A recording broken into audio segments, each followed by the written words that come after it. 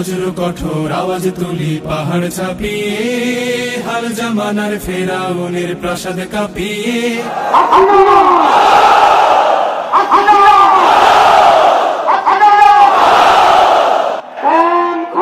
হত্যা নির্যাতন করে আওয়ামী লীগ বাংলাদেশকে একটি ব্যর্থ রাষ্ট্রে পরিণত করেছে। এদেশের সমৃদ্ধ অর্থনৈতিক কাঠামোকে ভেঙে ফেলেছে ব্যর্থ আওয়ামী লীগ সরকার। জামায়াত শিবিরকে নিষিদ্ধ করে সরকার প্রজ্ঞাপন জারি করলো কিছুক্ষণ আগে। ৩-৪ দিন আগে যখন এই আওয়াজটা তোলা হয়েছিল 14 দলীয় জোটের একটা মিটিং এ, তখন অনেকেই এটাকে এক ধরনের মনোযোগের ডাইভার্সন তত্ত্ব দিয়ে ব্যাখ্যা করতে চেয়েছেন। ইদানিং আমরা সবকিছুই ওভাবেই দেখার চেষ্টা করি যে সরকার সবকিছুর কন্ট্রোলে আছে এবং সে তার ইচ্ছা মতো করছে। তখন এটা নিয়ে ভিডিও করেছিলাম এবং আমি প্রেডিক্ট করেছিলাম যে জামায়াত আসলে নিষিদ্ধ হতে যাচ্ছে, এবং সেটা এখন হলো। এর মাধ্যমে এক ঢিলে অনেকগুলো পাখি মারার চেষ্টা করেছে সরকার, ছড়রাগুলির মতো এভাবেও বলা যায়, যেহেতু এখন প্রচুর ছড়রাগুলি দিয়ে মানুষকে আহত নিহত করছে। তারা কি কি করতে চাইছে এবং সেটাই তারা সফল হবে কিনা, সেই আলোচনাটা করতে চাই। প্রথম কথাটা হচ্ছে, এই নিষিদ্ধ করার মাধ্যমে প্রাথমিকভাবে বাংলাদেশে এখন যে আন্দোলন চলছে, শিক্ষার্থীরা যে আন্দোলন প্রাথমিকভাবে শুরু করেছিল, যেটা এখন আর শিক্ষার্থীদের আন্দোলন নাই, এটা একটা গণ আন্দোলনের রূপ নিয়েছে, কিন্তু প্রাথমিকভাবে শিক্ষার্থীদের আন্দোলনকে চরমভাবে অপমান করা হয়েছে। আই রিপিট, শিক্ষার্থীদের আন্দোলনকে চরমভাবে অপমান করা হয়েছে। আইনমন্ত্রী বলছেন যে জামাত শিবির নিষিদ্ধে মতামত দিয়ে স্বরাষ্ট্র মন্ত্রণালয়ে পাঠানো হয়েছে। তো এর গত পরশুদিন যেমন আওয়াজ ছিল যে কালকের মধ্যে, তার মানে গতকালকে রাত 12টার মধ্যে একটি নির্বাহী আদেশ হবে, যে নির্বাহী আদেশের মধ্যে জামাত শিবির নিষিদ্ধ করা হবে। তো সেই রাত 12টা পার হলো, আজকে বলছেন যে স্বরাষ্ট্র মন্ত্রণালয়ে পাঠানো হয়েছে, এখন আইনি প্রক্রিয়ার মধ্যে ঢুকে গেল। যাক, জানি না শেষ পর্যন্ত কি করবে এই সরকারের। অনেক কিছুই যা কল্পনা করা যায় না সেটাই তারা করে, আবার অনেক বিষয় আছে নানান রকম তারা ঘুরাইতে থাকে, প্যাস কষতে থাকে আর কি।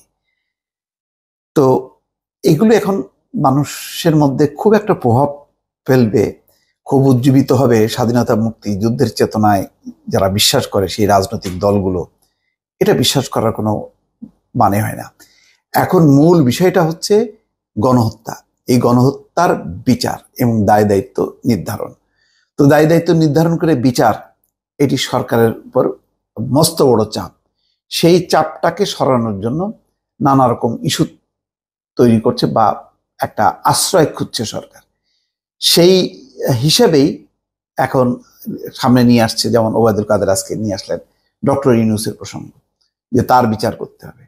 তারপরে এখন সরকার নিয়ে আসলেন জামাত হলো শিবির, যাতে তার ওই 14 দলের যে সমস্ত ক্ষুদ্র ভগ্নাংশ আছে তারা যাতে খুশি থাকে এবং মানুষও মনে করে বাপরে, তাই তো এরাই তো নাশকতা করছে, তো এটা ভালো হয়েছে। এইটা মনে করার কোনো কারণ নেই, কেননা এখন যে বাদ প্রতিবাদ হচ্ছে, বিক্ষোভ হচ্ছে, প্রতিবাদ হচ্ছে, এখানে বিরোধী কোনো রাজনৈতিক দল নেই, এটা হলো সাধারণ আম জনতা। আসসালামু আলাইকুম প্রিয় দর্শক, আশা করছি সকলেই ভালো আছেন। প্রিয় দর্শক, এই মুহূর্তে ইসলামী জামায়াত শিবিরকে নিষিদ্ধ ঘোষণা করলেন সরকার। দর্শক, অনেক তথ্য উঠে এসেছে, আজকে সেটি আপনাদের শেয়ার করব। কারণ গত 14 থেকে 15 দিন যে কোটা সংস্কার আন্দোলন চলছিল, এটাকে কেন্দ্র করে এবং ইস্যু করে যতগুলো মারা গিয়েছে শিক্ষার্থী এবং জনগণ, সেটা দায়ভার দেওয়া হচ্ছে জামায়াত শিবিরের ওপর। দর্শক, তারা বলছেন যে এই যত নাশকতা হয়েছে, হামলা, মামলা, খুন, এসব করেছে জামাতে ইসলাম। দর্শক, 3 জন পুলিশ এই আন্দোলনের ভিতরে মারা গিয়েছে, 2 জনকে ঝুলিয়ে রাখা হয়েছিল এবং একজনকে পিটিয়ে মারা হয়েছে। মোট 3 জন পুলিশকে মারা হয়েছে গত এই আন্দোলনে। দর্শক, তারা বলছেন এই পুলিশ 3 জনকেও নাকি জামায়াত শিবিরেরা হত্যা করেছে। দর্শক, বর্তমানে আপনার 10,000-এরও বেশি শিক্ষার্থীকে গ্রেপ্তার করেছেন এবং 210 জনেরও বেশি মারা গিয়েছে এই কয়েকদিনে কোটা সংস্কার আন্দোলন। দর্শক, দেশের পরিস্থিতি একেবারে ঘোলাটে।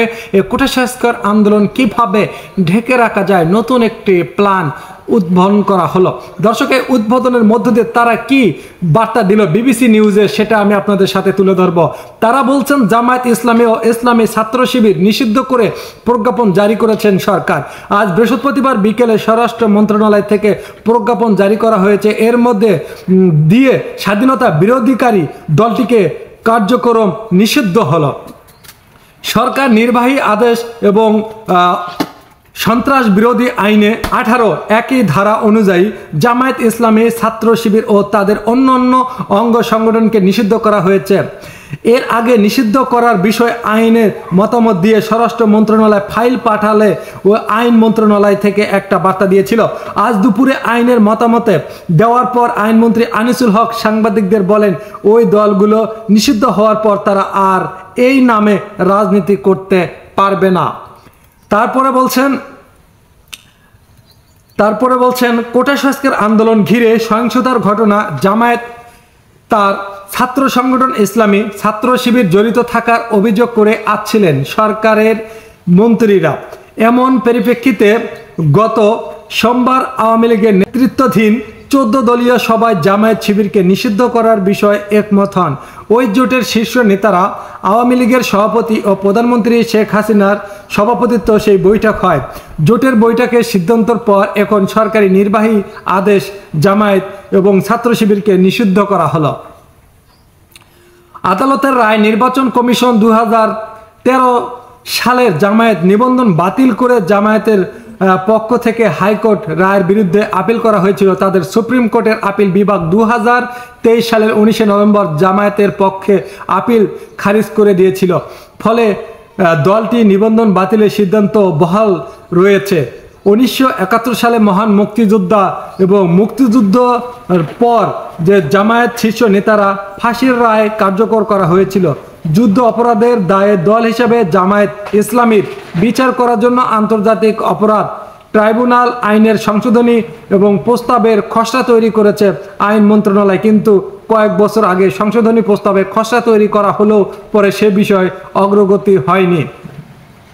দর্শক, আশা করি বুঝতে পারছেন, যেহেতু বর্তমান কোটা সংস্কার আন্দোলন হচ্ছে সারা বাংলাদেশে ছড়িয়ে ছিটিয়ে পড়েছে এবং তার পাশে যে নায়ক আছে, সিঙ্গার আছে এবং নাট্যকার আছে, তারা কিন্তু রাজপথে নেমেছে এবং তাদের পাশে দাঁড়িয়েছে।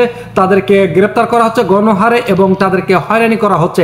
এই মুহূর্তে জামায়াত শিবিরকে নিষিদ্ধ ঘোষণা করায় আমার মনে হয় আরও রাজনীতি ইস্যুতে তারা আন্দোলন করতে পারে। এবং যেহেতু একটি দলকে আরেকটি দল নিষিদ্ধ করার অনুমতি নেই, জানি না বর্তমান পরিস্থিতি কি হবে। যেহেতু নিষিদ্ধ ঘোষণা করেছে, এখন এরপরে জামায়াত শিবির মনে হয় বসে থাকবে কিনা, তারা হয়তো আন্দোলন করতে পারে, জানি না। মোহরটি এখন কোন দিকে গড়াবে না জানি, আরো কত মায়ের বুক খালি হবে এটাকে কেন্দ্র করে। তা দর্শক, আপনাদের মতামত অবশ্যই কমেন্ট বক্সে লিখে জানাবেন। আবারও দেখা হবে নতুন কোনো ভিডিওতে। আল্লাহ হাফেজ।